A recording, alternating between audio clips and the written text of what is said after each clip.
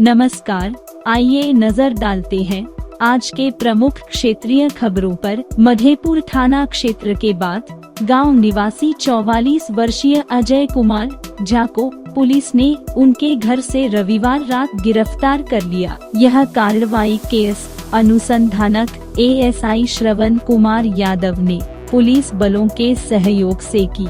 थानाध्यक्ष ने बताया कि अजय कुमार झा को न्यायिक हिरासत में सोमवार को भेज दिया गया है। वहीं दूसरी ओर भेजा थाना क्षेत्र के रहुआ संग्राम गांव निवासी 34 वर्षीय कुशेश्वर कामत को पुलिस ने गिरफ्तार कर लिया। उक्त जानकारी भेजा थानाध्यक्ष अरविंद कुमार ने देते हुए बताया कि इनके विरुद्ध कोर्ट से गैर जमानतीय वारंट जारी था। उन्होंने बताया कि धराए वारंटी को न्यायिक हिरासत में सोमवार को भेज दिया गया। क्षेत्र भर के ताजा अपडेट के लिए चैनल को सब्सक्राइब करना न भूले। धन्यवाद।